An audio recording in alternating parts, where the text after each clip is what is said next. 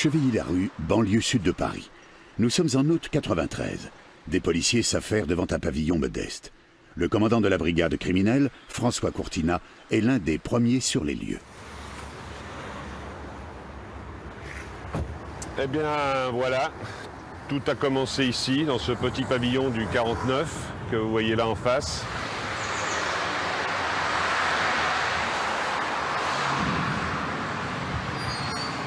Nous pénétrons dans le pavillon, ce qui est un petit pavillon de plein pied. Et dans la chambre à coucher, nous trouvons sur le lit, allongé sur le dos, sur le lit, les pieds pendants, touchant le sol, le corps de Marcel Cavillier. Marcel Cavillier, 87 ans. C'est sa famille qui découvre son corps. Sa petite fille la reconnaît à peine. Le tablier relevé jusqu'aux hanches et le visage et le crâne tuméfiés, ensanglantés. Compte tenu de l'aspect des blessures, ça avait dû être très violent. La cause de la mort est une asphyxie mécanique avec fracture du larynx, c'est-à-dire un étranglement. Journaliste au Parisien, Gérard Davet est tout de suite au courant. On va sur place et puis on voit tout de suite qu'il y a un grand remue-ménage autour du pavillon. C'est dans une zone pavillonnaire très calme. Il fait carrément très beau, il y a des policiers un peu partout. Et en plein mois d'août, dans ces régions-là, en général, il n'y a pas de drame, pas de crime. Donc tout de suite, ça fait un tableau un peu bizarre. La maison a été mise à sac. Chaque pièce a été fouillée. La vitre de derrière est brisée. Sur l'arrière du pavillon, il y a une sorte de friche. Et il y avait une petite porte vitrée. L'auteur avait cassé un carreau, passé la main à l'intérieur, simplement tourné la clé et il était rentré. Les policiers pensent à un cambriolage, mais un cambriolage qui tourne mal comme ça n'arrive que très rarement, quoi. On se demande qu'est-ce que c'est. Bon, est-ce que c'est le crime d'un rôdeur? Est-ce que c'est une affaire comme ça ponctuelle? On ne sait pas trop, on ne sait pas trop. Donc on procède à l'enquête classique. Mais ils ont beau chercher, ils ne trouvent aucune empreinte, aucun indice. Mais peut-être y a-t-il des témoins, quelqu'un qui aurait vu quelque chose. Les policiers essaient de se renseigner un peu partout, ils font du porte-à-porte. C'est comme ça qu'ils apprennent qu'une voisine a vu, à un moment donné dans la journée, un jeune homme qui faisait le guet devant chez Madame Cavillier. Nous avons démarché tous les gens ici autour. Et la maison mitoyenne, au 51, il y a une dame qui habitait là, qui nous dit qu'elle avait vu le samedi ou le dimanche un individu semblant attendre ici, en face. Et lorsqu'elle l'a interpellé, quand même, parce que ça faisait un petit bout de temps, 1 heure ou 2 qu'il était là, il lui a dit, bah, écoutez, je cherche le 52. Alors, évidemment, si vous retournez, voilà, le 52, il n'y a rien. Étrange. Les policiers lui demandent tout de suite d'établir un portrait robot.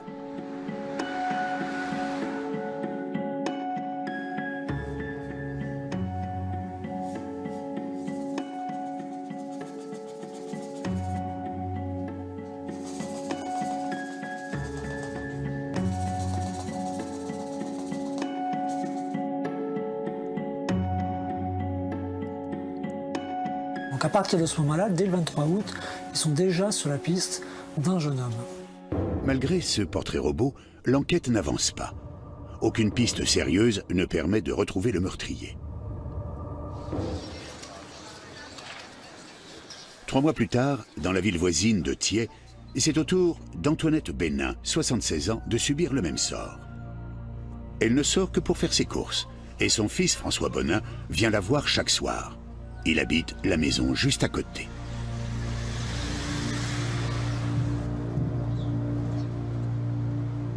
Mais ce 15 novembre 93, quand il ouvre la porte du pavillon de sa mère, surprise, il tombe nez à nez avec un jeune homme en train de fouiller. J'ai demandé, mais je dis, qu'est-ce que vous foutez là? Ah bah, elle me dit, j'ai trouvé une petite âme, et puis elle m'a demandé de ranger. Voilà, bon. Et là, j'ai demandé, mais et où elle est, ma mère? Elle me dit, elle est dans le fond, là-bas, dans une pièce à côté, là. Elle me dit, elle a un petit peu sang dans l'oreille, mais elle dit, elle est par terre, mais bon.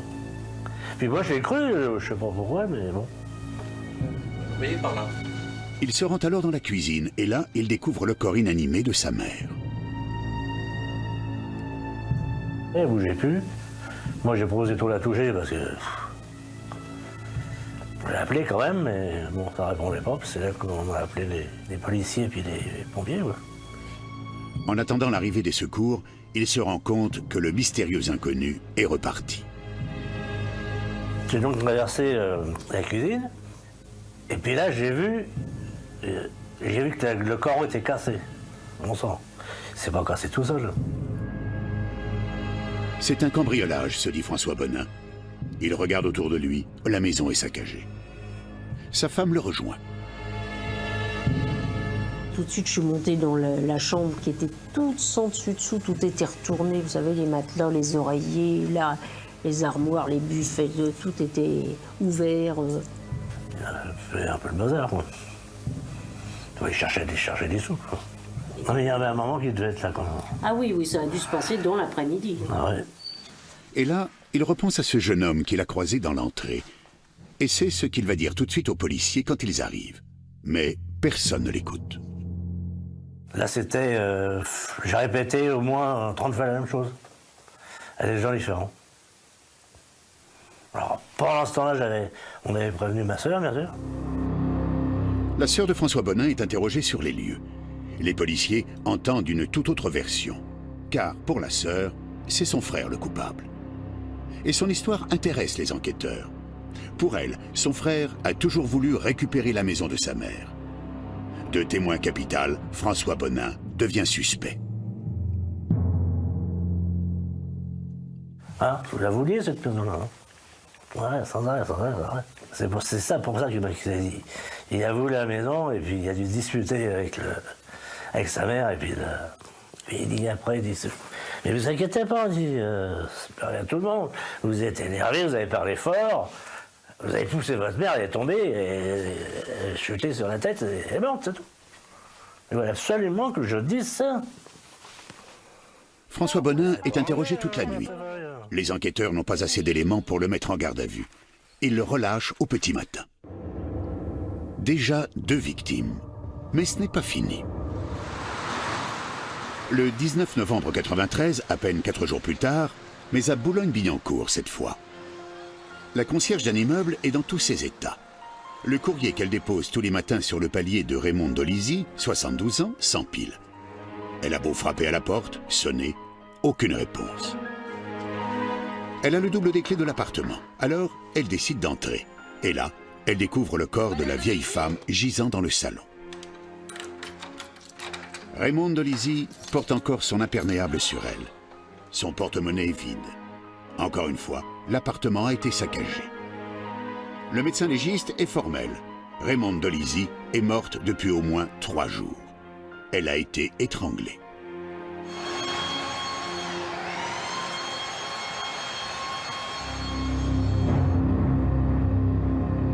Le rythme des agressions s'est accéléré. Le rythme des agressions s'était fortement accéléré. Les agressions étaient de plus en plus proches les unes des autres. Entre la première, Cavillier, et la seconde, il y a quand même un certain laps de temps qui se passe, mais après, ça s'accélère assez vite. C'est la 3e victime en 3 mois. Et ça recommence 1 mois plus tard. Augustine Royer, 91 ans, est retrouvée morte chez elle à Bourg-la-Reine. Elle aussi a été étranglée. 4 meurtres. Marcel Cavillier, Antoinette Bonin, Raymond Dolisi et Augustine Royer. Et toujours pas de piste. Quelques indices, mais qui ne donnent rien. Des traces, comme je vous ai dit, on en a retrouvé certaines, mais inexploitables. À l'époque, nous connaissions l'ADN, mais il n'était pas encore exploitable de façon judiciaire, comme c'est fait maintenant.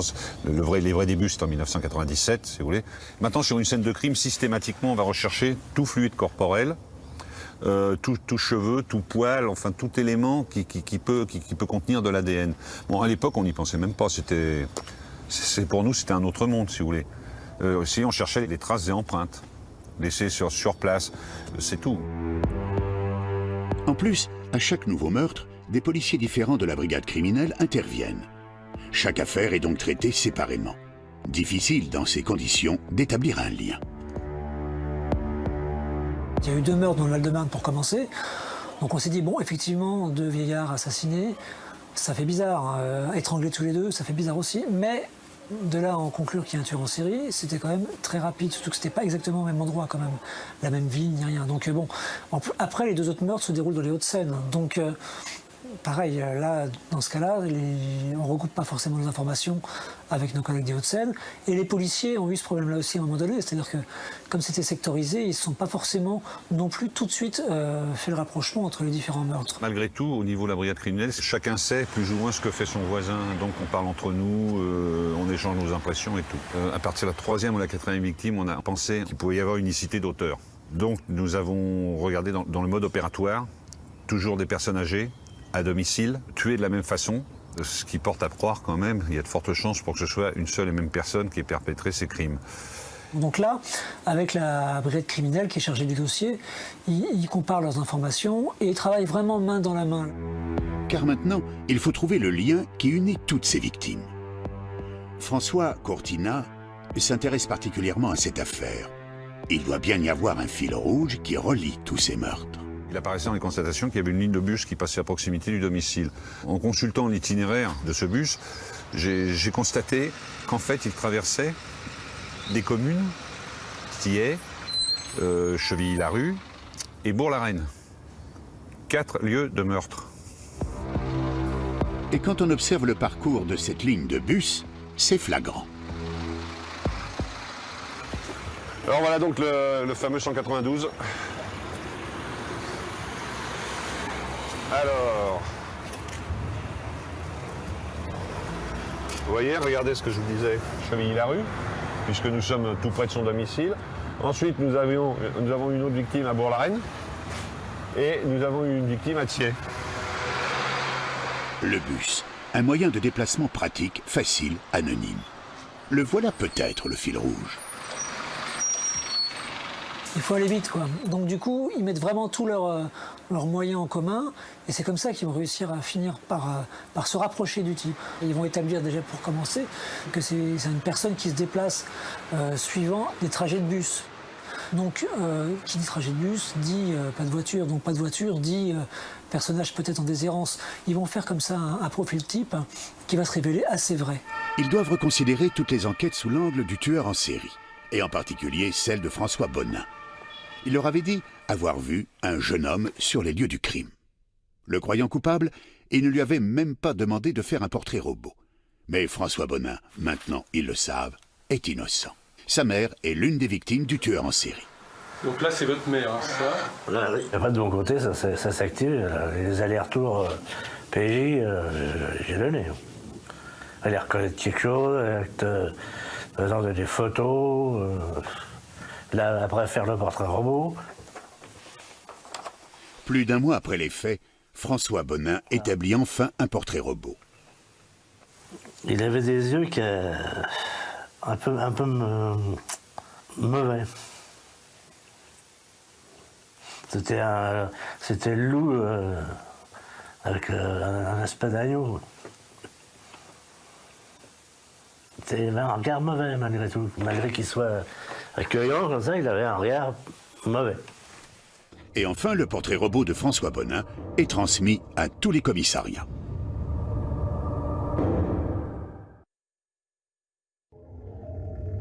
Le lendemain du meurtre d'Augustine Royer, le 20 décembre, retour à Chevilly-la-Rue.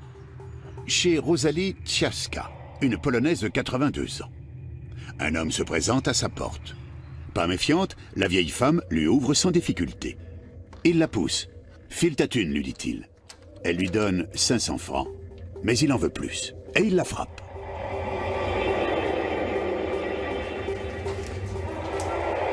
C'est une femme assez corpulente quand même. Elle n'a pas eu peur. Elle n'a pas eu peur. Et puis elle n'a pas voulu céder à ses menaces ni rien, donc elle s'est défendue. Et elle s'est très bien défendue. Dans la bagarre, elle fait tomber sa casquette. Il continue de la frapper. Il lui arrache les cheveux. Rosalie crie à l'aide. Sa voisine, aujourd'hui décédée, entend des cris et prévient la police. L'inconnu les entend arriver et s'enfuit. Elle ne s'est pas laissée impressionner. Elle s'est défendue becs et ongles, elle l'a tapé dans les parties génitales, ce qui l'a mis en fuite. Les policiers ratent l'agresseur à 1 minute près. Mais Rosalie est vivante. Peut-être peut-elle enfin leur donner des informations sur ce mystérieux inconnu qui s'en prend aux vieilles dames. Peut-être vont-ils enfin pouvoir lui mettre la main dessus. Le fait que Mme Zaska ait échappé à la mort ne lui a malheureusement pas permis de nous donner assez d'éléments. Tout ce qu'elle a pu nous dire, pour elle, c'était un homme jeune, un bon type européen. Pas plus d'éléments que ça. Avec ce qu'elle nous donnait, on ne pouvait pas arriver à l'identification de l'auteur. Le lendemain, la voisine de Rosalie Tiasca vient témoigner à la brigade criminelle.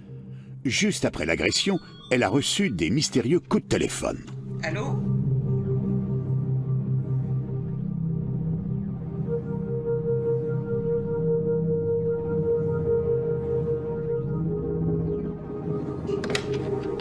Allô? Allô?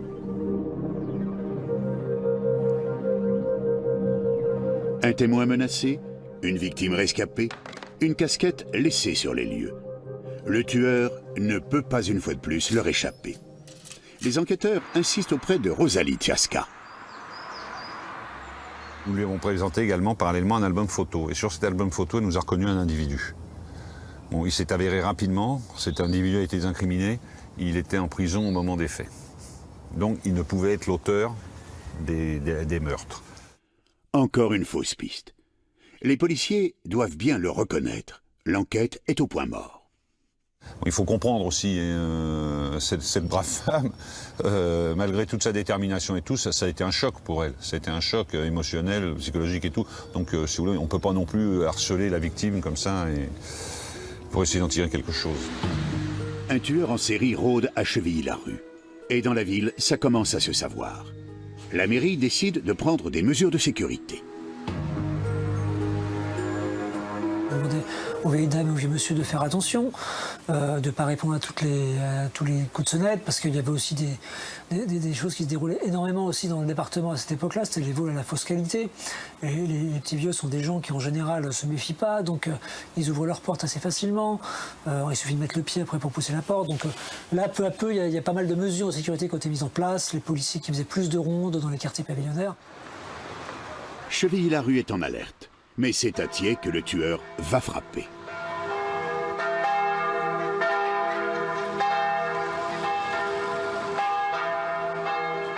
Comme tous les dimanches après la messe, le prêtre de la paroisse de Thiais, Gérard de Ferluc, rend visite à sa mère, Violette. D'habitude, j'allais déjeuner avec elle vers midi et demi, sauf quand il y avait des baptêmes, parce qu'à ce moment-là, ça durait plus longtemps. Et souvent, je lui portais même un poulet tout cuit. Mais ce jour-là, je n'y suis allé que vers 5 heures. Et donc, j'y suis allé et j'ai été étonné de trouver dans l'entrée son sac à provisions avec le pain qui dépassait. Alors je me suis dit, tiens, qu'est-ce qui se passe? Et puis, j'ai appelé, bien entendu. Bon, aucune réponse. J'ai cherché ma mère, et c'est un appartement qui n'est pas très grand. J'ai vu le lit entièrement défait, enfin démoli. Et puis j'ai aperçu le corps de ma mère par terre et j'ai tout de suite compris qu'elle avait été agressée. Le prêtre veut appeler les secours, mais les fils du téléphone ont été arrachés. Il avait bien pris ses précautions. Alors, je connaissais bien la voisine et je lui ai dit, écoutez, bon, je lui ai dit, il y a quelque chose qui s'est passé, ma mère est morte et elle a été agressée, elle était complètement affolée. On a appelé la police et la police est venue. Ses bijoux et sa carte bleue ont disparu. Pour les policiers, pas de doute, c'est une fois de plus l'œuvre du tueur de vieilles dames. Le groupe de Jean-Pierre Duballet de la brigade criminelle est appelé en renfort. Nous savions qu'il y avait d'autres meurtres, effectivement, qui avaient eu lieu dans le 94 et dans un périmètre relativement restreint entre Chevilly-Larue, Thiais et les communes avoisinantes. Nous nous sommes transportés sur les lieux, nous avons procédé à une enquête de voisinage et nous avons pu déterminer que Madame de Ferluc avait été agressée après avoir fait ses courses vers 11h30, midi moins le quart, quand elle regagnait son domicile, puisque un sac de provisions avait été trouvé dans l'entrée, qu'elle était vêtue, elle n'avait pas eu le temps de quitter son manteau, elle avait un foulard qui enserrait sa gorge. Finalement, les policiers n'ont pas plus d'éléments que pour les meurtres précédents. Et pourtant, leur enquête va miraculeusement se débloquer. Alors ça va excessivement vite puisque le 11 janvier, soit le lendemain, un renseignement parvenait à la connaissance de certains fonctionnaires de la brigade criminelle. Nous avons eu une information, un jeune homme s'est fait connaître de nos services pour nous dire qu'il avait des choses à confier sur ces meurtres. Le jeune homme, âgé d'une vingtaine d'années, s'appelle Arnaud Bossu. Il a l'air plutôt sérieux. Les policiers décident de le rencontrer le soir même dans un café parisien. Donc très rapidement, nous avons été mis en présence de cet individu qui nous a dit résider dans un foyer, avoir un voisin de chambre qui lui avait demandé des renseignements pour obtenir le code confidentiel d'une carte de retrait, à un nom de personne. Alors il ne nous cite pas bien évidemment le nom de Madame de Ferluc, mais il nous dit que c'était un prénom bizarre, un prénom ancien. Et elle se prénommait Violette, effectivement. Arnaud Bossu leur explique alors qu'en lisant le journal le matin même, il est tombé sur un article qui disait que cette Madame de Ferluc avait été tuée. Et là, il fait le rapprochement avec la carte de crédit, mais aussi avec tous ces bijoux des vieilles dames qu'il voyait dans la chambre de son voisin. Il trouvait ça louche.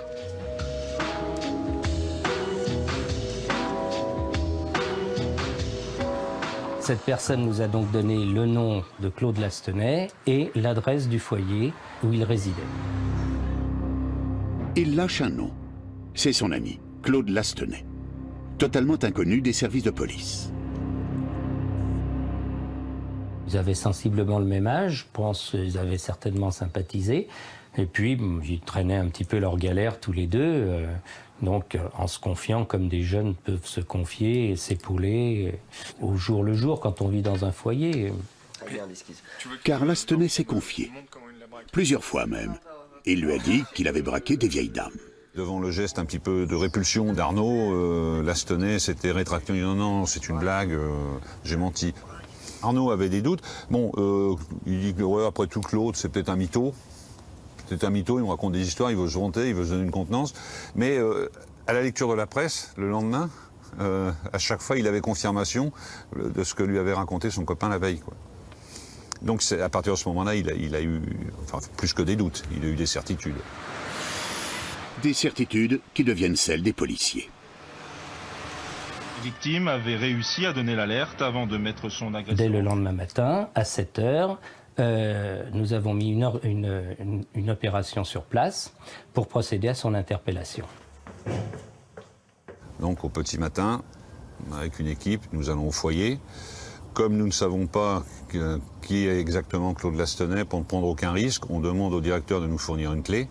C'est nous qui ouvrons la porte, nous pénétrons dans les lieux, je rentre le premier. Lastenay est allongé, il dort, et là je lui saute dessus. Je lui saute dessus pour le maîtriser, et je lui fais très peur. Je lui fais peur à un tel point qu'il dit arrêtez, je vous dirai tout, c'est moi. Claude Lastenay, à moitié endormi, est menotté. Alors dans la foulée et en sa présence, on procède à perquisition, et là on trouve des crucifix, des bijoux anciens, bagues, colliers. C'était pas le genre de bijoux qu'on peut s'attendre à trouver chez un jeune homme. Et on trouve la fameuse carte de retrait de Madame de Ferluc et un poste de radio. Les preuves sont accablantes. Claude Lastenay n'essaye même pas de nier. À partir de ce moment-là, si vous voulez, il ne fait plus aucune difficulté. Il n'y a aucune réticence de sa part. Aucune réticence. Oui, ça vient d'un cambriolage. Oui, effectivement. Et il commence à tout déballer. Lastenay nous dit verbalement, il dit j'en ai tué plusieurs. Et il se souvient parfaitement, peut-être pas les noms, mais il se souvient des lieux et des dates. L'arrestation de Claude Lastenay en janvier... Nous sommes le 12 janvier 1993. Claude Lastenay est arrêté.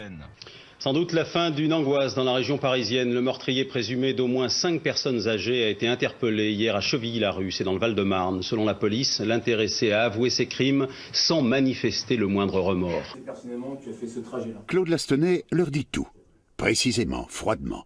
il le raconte dans les détails comment il a tué la première victime, Marcel Cavillier. Où est ta thune? Tu reviens demain. Oh, tu reviens demain, Tu recules, tu reviens demain. Oh là là, oh mon Dieu, mon temps. Il prétend que son arme n'était pas chargée, qu'il l'avait emmenée juste pour lui faire peur. La première victime, donc Madame Cavillier, selon ses dires, il n'avait pas l'intention de la tuer. Il la menace avec son revolver, elle le repousse. Et alors là, il se met en colère. Et puis il prend le revolver par le canon, il lui tape sur la tête. Elle s'évanouit plus ou moins, elle se réveille à nouveau.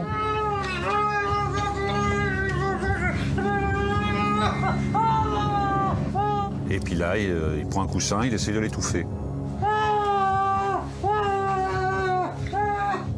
Elle semble avoir perdu connaissance. Il enlève le coussin. Non, elle se réveille à nouveau. Et là, le déclic, la pulsion, il l'étrangle. Et il n'oublie pas pourquoi il est venu, l'argent. 12 000 francs. C'était la somme qu'il a trouvée tout de suite. Il a pris cet argent. Ensuite, il est rentré chez lui au foyer, tout proche. Il s'est changé, parce qu'il avait quand même des éclaboussures de sang d'avoir tapé sur sa victime. Et il est allé s'acheter de la lessive et quelques produits alimentaires, petit supermarché qui se trouve tout près sur la petite place. Lastenay habite à 2 minutes à pied du domicile de Marcel Cavillier. Quand il rentre, il paye ses 2 mois de loyer de retard et prend une douche. Pour Stéphane Bourgouin, spécialiste des serial killers, ce meurtre est symptomatique d'un futur tueur en série. On se rend compte, lorsqu'on étudie rétrospectivement les cas de tueurs en série, que le premier crime est très souvent commis dans un endroit proche de leur domicile ou de leur lieu de travail, tout simplement parce qu'ils sélectionnent un endroit dans lequel ils sont familiers, dans lequel ils se sentent en confiance pour commettre ce premier crime, plutôt qu'un lieu inconnu qu'ils n'ont pas examiné en détail. Les policiers avaient donc vu juste. Claude Lastenay tuait bien dans un périmètre restreint, le long de la ligne de bus 192. Le bus qu'il avait l'habitude de prendre pour aller travailler. Et sur la ligne 192, il y a un arrêt à Thiais, à quelques mètres du pavillon d'Antoinette Bonin. C'est là où, sur le lieu du crime, Claude Lastenay a croisé son fils, François Bonin. Une situation qu'il a gérée avec sang-froid. J'avais dans la main un couteau que j'avais trouvé sur place. J'ai failli lui en porter un coup. Je ne sais pas ce qui m'en a empêché. Je dois dire que mon envie de le tuer était autant pour couvrir ma fuite que pour satisfaire une nouvelle pulsion. Mais j'ai posé le couteau et je suis parti. Claude Lastenay est franc, comme s'il se confessait. Il raconte jusqu'au moindre détail son dernier meurtre, celui de Violette de Ferluc. Il reconnaît très facilement au départ qu'il a tué Violette de Ferluc et il précise qu'il ne l'a pas tuée pour de l'argent, qu'il revenait de chez sa maîtresse à l'époque et qu'il attendait tranquillement un bus pour regagner son foyer. Et là, il a vu cette personne cheminer sur le trottoir d'en face et il a eu, a-t-il dit, une impulsion pour l'agresser.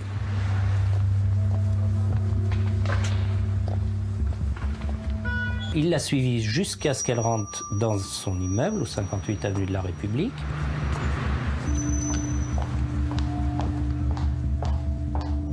Il l'a laissée rentrer, elle a monté les escaliers, il a monté les escaliers derrière elle.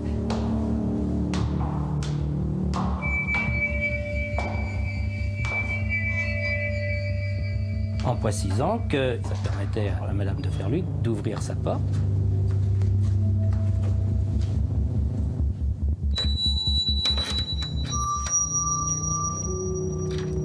Une fois qu'elle a eu ouvert la porte, pendant que lui continuait à monter quelques marches, il avait enfilé des gants qu'il avait dans sa poche pour ne pas laisser d'empreinte. Et il l'a violemment projeté à l'intérieur de l'appartement.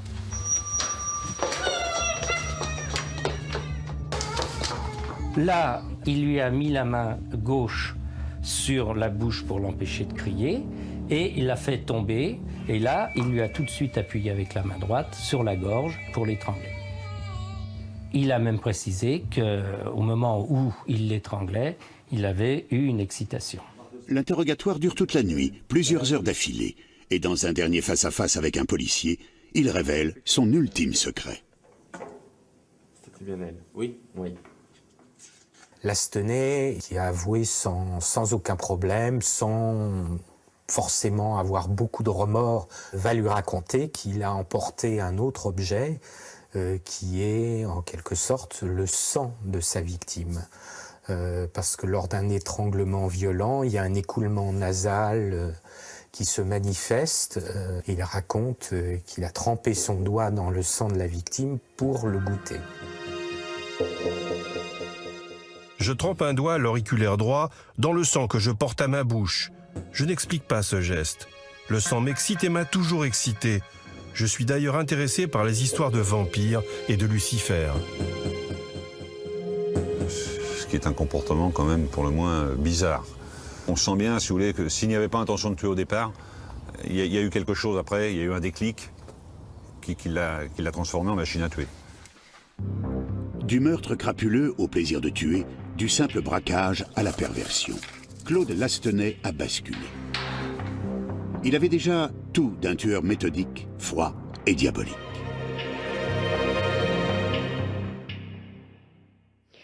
C'est donc un jeune homme de 22 ans, un jeune homme correct, diront ses camarades, qui a assassiné froidement 5 vieilles dames du Val-de-Marne et des Hauts-de-Seine. Un tueur de vieilles dames âgé de 22 ans. Les journalistes tiennent leur histoire. Ils se rendent à son foyer de jeunes travailleurs, où tout le monde le connaît. Je savais pas qu'il était comme ça. Je suis vraiment choqué. Je sais pas quoi dire, franchement. Mais je sais pas comment dire qu'il était comme ça. Il était très calme. Il parlait pas. Bon, je l'ai connu tout au début. Je suis arrivé au mois d'octobre ici. Bon, moi, j'ai voulu me faire des amis, c'est normal, logique.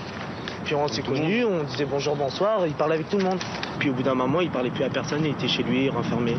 On le voyait plus sortir. Ouais. Ou sinon, on le voyait sortir, mais bon, assez tard, il rentrait assez tard. Il vous parlait un petit peu de sa vie, de ce qu'il faisait en dehors du foyer? On parle pas ici de nos problèmes ici. On a déjà si on est là, c'est-à-dire c'est des gens qui ont déjà eu des problèmes. Tout ça. Donc, je sais qu'il avait des problèmes d'argent parce qu'il avait du mal à payer son loyer. Bon, je sais pas qu'est-ce qu'il a. Voilà. Bon, il a déconné à fond parce que là, pour faire ça, c'est un gars qui est bizarre, c'est tout. Chargé de dresser le portrait de Claude Lastenay pour Le Parisien libéré, Gérard Davey se rend lui aussi au foyer. Je me suis glissé dans une chambre d'un foyer qu'il occupait à Chevilly-la-Rue, un foyer de travailleurs, et là j'ai rencontré pas mal de gens qu'il connaissait. Donc on me l'a décrit comme quelqu'un qui avait l'habitude de fumer beaucoup de pétards, qui n'était pas très propre sur lui, mais qui plaisait pas mal aux filles quand même malgré tout, mais qui avait tendance à se vanter de pas mal de choses. Donc ils m'ont dit oui, il était bizarre, oui, il s'habillait bizarrement, oui, il foutait pas grand-chose, mais on peut aussi plaire aux filles, être mal rasé, fumer des pétards et pas être un tueur en série. Donc non, là c'est pareil, je vous mentirais si je vous disais qu'ils étaient persuadés qu'il avait quelque chose à se reprocher. Non, c'est pas le cas. A priori, Claude Lastenay n'était pas du genre à éveiller les soupçons. Il est d'une banalité déconcertante. Il a une bonne tête, voilà, et il inspire vraiment confiance. C'est lambda, voilà, c'est un petit garçon, un petit jeune homme bien correct, qui n'attire pas l'attention.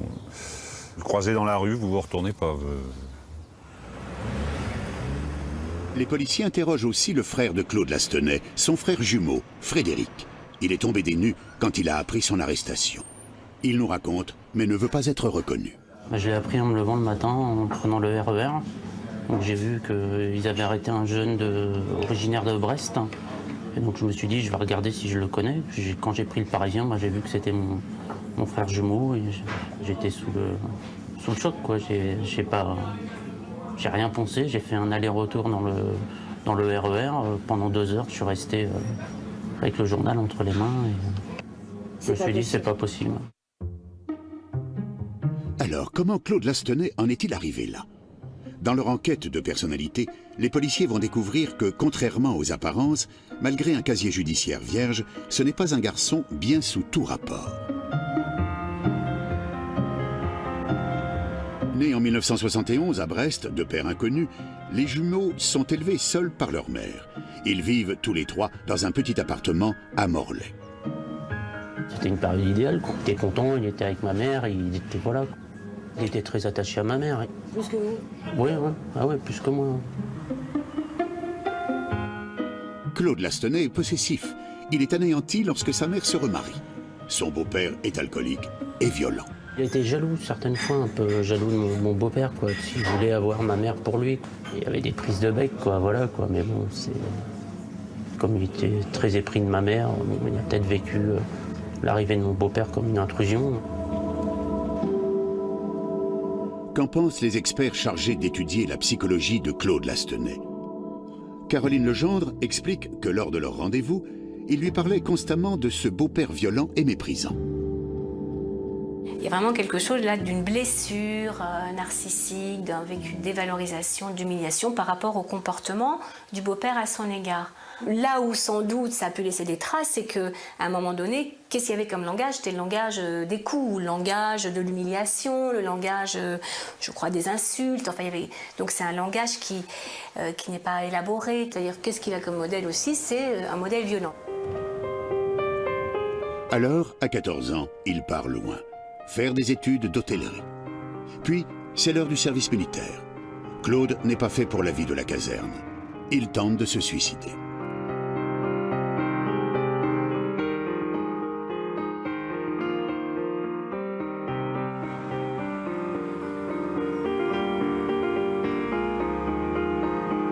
Claude décide de changer d'air et de rejoindre son frère à Paris, qui l'accueille chez lui. Il enchaîne alors les petits boulots comme serveur. Moi, je voulais l'aider, qu'il ait un boulot à Paris. Il a travaillé dans des restaurants à Paris, il n'y avait pas de souci. Moi, je le voyais pas beaucoup, parce que comme je travaillais le matin et qu'il travaillait la nuit, donc je l'ai pas trouvé, je le trouvais pas qu'il y avait de problème, quoi.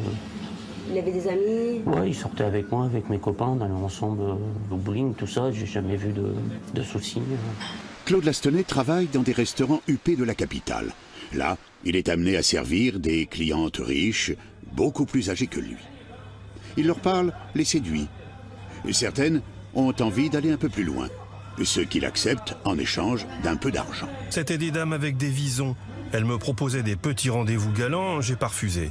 C'était pour l'argent et aussi, j'en avais envie. Je faisais l'amour et en partant, j'avais une petite enveloppe. Cette attirance vers les femmes âgées, ça peut être vu, même si là c'était des femmes nettes vraiment plus âgées, qui avaient plutôt l'âge d'être sa grand-mère que sa mère, mais on peut penser que c'était vraiment retrouver comme ça une image maternelle très protectrice. Claude Lastenay est instable. Il est incapable de garder un emploi. Il a l'impression d'être un raté. Un soir de déprime, il avale une boîte de médicaments chez son jumeau. En rentrant chez moi, ma porte était ouverte et fracturée. Et voilà, quoi, je suis rentré. Puis bon, j'avais un mot de la police et des pompiers, comme quoi ils étaient passés et qu'ils avaient envoyé mon frère à l'hôpital psychiatrique à la Curie. On a discuté, il est ressorti quelques temps après. Il avait un mal-être, un mal de vivre, et puis voilà. Puis c'est la descente aux enfers. Il ne peut plus rester chez son frère et s'installe au foyer. Il est sous antidépresseurs et fume 10 joints par jour. C'est à partir de ce moment-là que j'ai commencé à revendre du shit. Les gens voyaient bien que j'étais défoncé. Ils venaient m'en demander, c'est comme ça que j'ai commencé. Nous sommes au mois de mai 1993. Claude Lastenay tue Marcel Cavillier 3 mois plus tard. Les policiers ont maintenant une vue d'ensemble sur la vie de Lastenay, mais ça ne leur suffit pas. Car il leur manque toujours un mobile. Pourquoi un jeune homme de 22 ans se met-il à tuer des vieilles dames? Était-ce seulement pour l'argent, pour le plaisir de tuer? Pour le savoir, ils vont devoir entrer dans la tête du tueur. Quand on lui pose la question, Lastenay répond toujours qu'il n'a pas tué que pour l'argent. Une réponse qui n'a jamais convaincu Jean-Pierre Duballet. Bien qu'ils nous disent que c'était pas pour l'argent, c'est vrai que c'est toujours un petit peu honteux pour un jeune homme tel Lastenay à l'époque, d'agresser des femmes sans défense pour les voler. Donc autant dire que c'est pas pour l'argent. Il faut quand même pas oublier que chez Madame de Ferluc, il a quand même trouvé 1200 francs en billets de 100 francs et 250 francs dans le portefeuille et qu'il a fait main basse dessus. Donc c'est honteux de dire j'agresse les vieilles pour l'argent, mais quand on en trouve, on le prend quand même. L'argent. Lastenay en a besoin, c'est sûr. Mais pour François Courtinat, ce n'est pas le mobile principal. En tuant Marcel Cavillier, il a pris goût au meurtre. Lorsqu'il a étranglé Madame Cavillier, il a dû ressentir un sentiment de puissance, de domination absolue sur sa victime. Et par la suite, peut-être a-t-il voulu reproduire ça y est, j'ai le droit de vie et de mort, je fais ce que je veux, quoi. Je la maîtrise totalement, je fais ce que je veux. Pour les autres victimes, il partait à la chasse, il cherchait une proie. Et il savait qu'il allait tuer pour moi. Claude Lastenay serait donc un chasseur qui repère ses proies, qui a besoin de trophées. C'est aussi l'avis de Stéphane Bourgoin.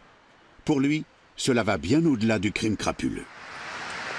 Il va voler des objets appartenant aux victimes, où là, il n'a aucun espoir de les revendre. Il y a par exemple des bijoux de pacotille, fantaisie, qu'il garde pour lui. Ça, c'est des objets qui sont très importants pour les tueurs en série. C'est dans les périodes de temps où ils ne vont pas tuer, ils vont manipuler ces objets et avoir ce sentiment de toute puissance, de se rappeler aussi ce plaisir qu'ils ont eu à tuer. Mais Lastenay n'emporte pas que ça. Il emporte un trophée ultime qui est le sang de sa victime. Cette victime va faire maintenant partie de lui et il va la contrôler à tout jamais puisqu'il aura goûté son sang. Et Claude en rajoute. Il dit adorer Lucifer, faire des cauchemars de vampires. Mais toute cette histoire, les policiers n'arrivent pas à y croire.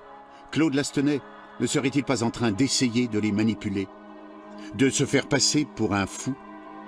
Vous savez, tout paraît plausible en fait, parce que les limites de l'horreur sont tout le temps repoussées, mais est-ce que ça ne faisait pas partie d'un personnage qu'il était en train de se créer petit à petit dans son délai de garde à vue, en se disant, on ne sait jamais, ça pourrait me servir plus tard?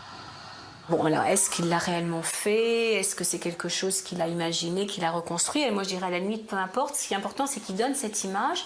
Ça ne m'a pas semblé être ni l'expression d'une maladie mentale, c'est-à-dire c'était pas quelque chose de délirant, ça ne m'a pas semblé être non plus de la manipulation, mais ça m'a semblé vraiment être une tentative pour lui de figurer l'infigurable. C'est-à-dire pourquoi cet infigurable qui a fait qu'à un moment donné, il a été amené à commettre ces actes-là. Une chose est sûre.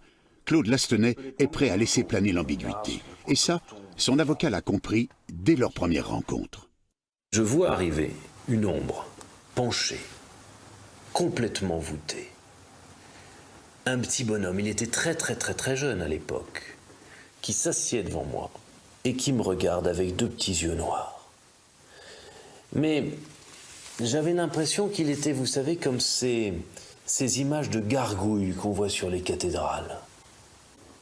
Il y avait quelque chose chez lui qui était dans sa présentation totalement extraordinaire. Et alors entre lui et moi, il y a un dialogue qui s'est noué et qui, en un instant, a positionné la défense que j'allais lui proposer. C'est pas lui qui a tué, c'est le diable.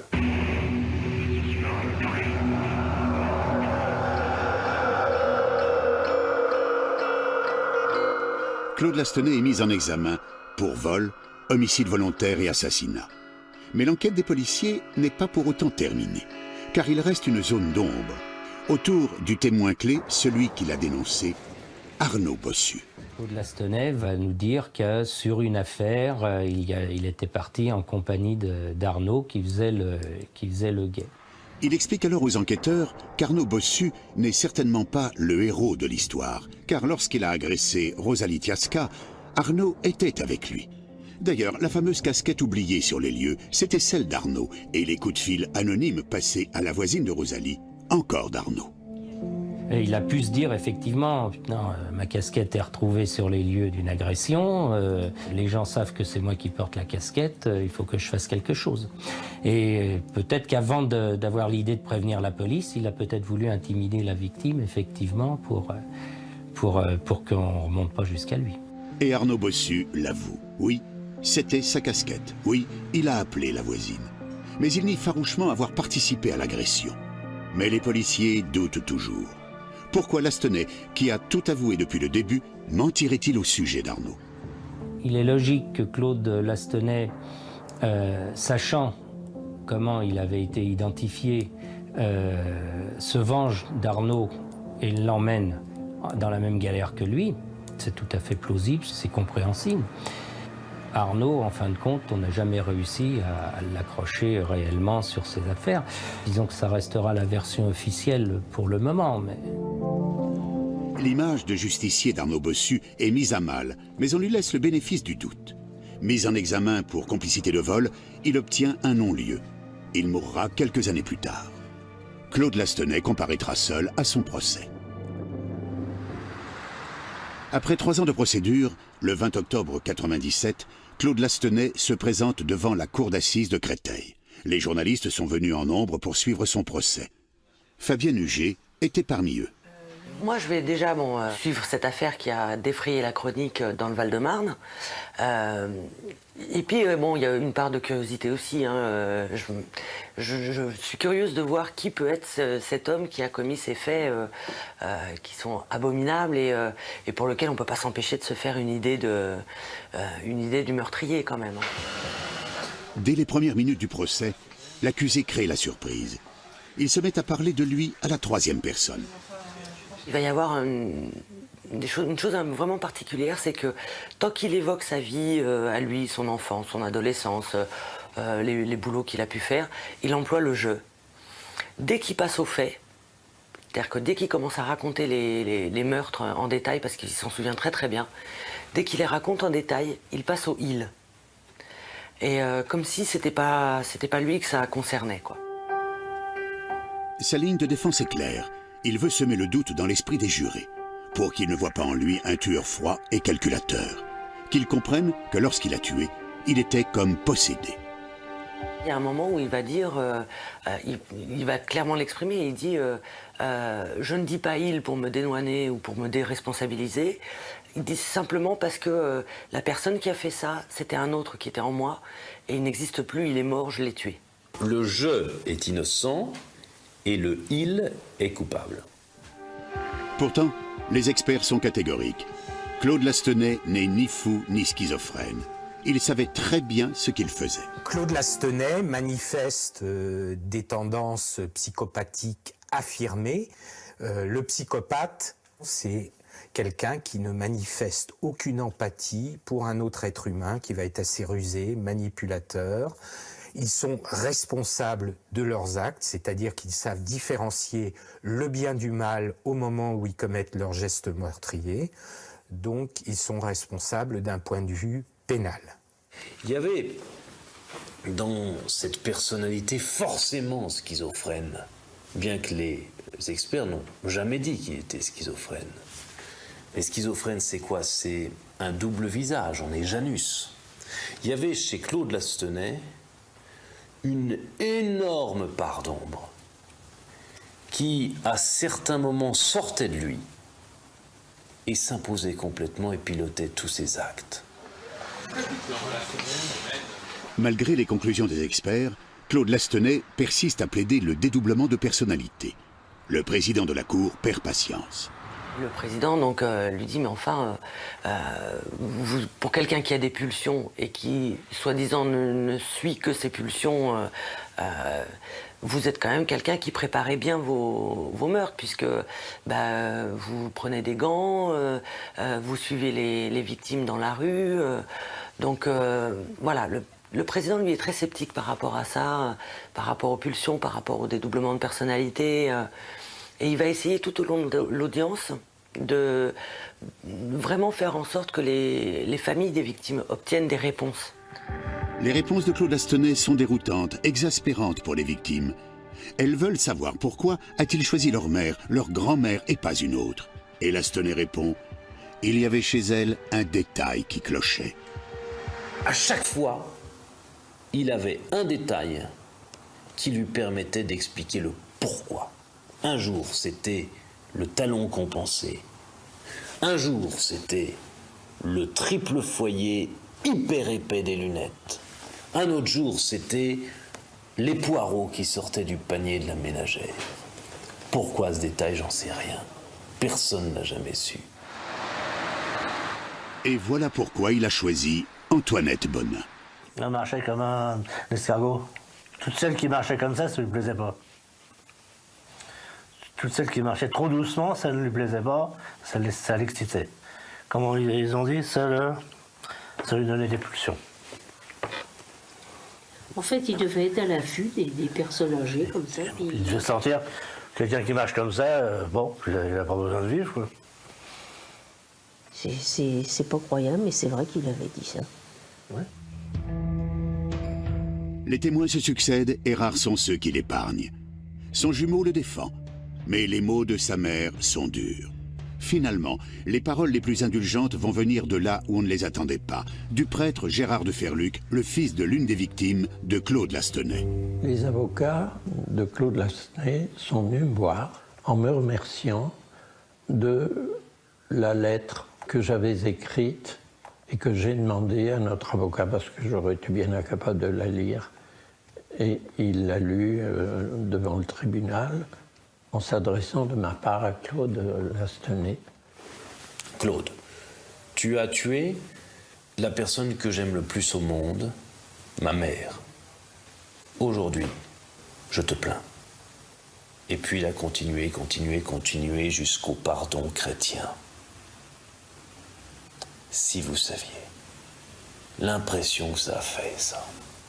Et c'est vrai que c'était très fort comme moment, parce que les autres victimes ne pouvaient pas accéder au pardon, elles. Voilà, c'était pas... elles ne pouvaient pas accorder leur pardon, et bon, on peut comprendre. Ce que je ne voulais pas, c'est que la haine à l'égard de Claude Lastenay m'empoisonne, je dirais à jamais. Alors je me suis dit, il faut pardonner. Le 23 octobre 1997, à 26 ans, Claude Lastenay est condamné à la réclusion criminelle à perpétuité avec une peine de sûreté de 18 ans. La peine de sûreté vient à échéance en 2012. Lastenay aura alors 42 ans. Sera-t-il libéré? C'est la justice qui en décidera, en son âme et conscience.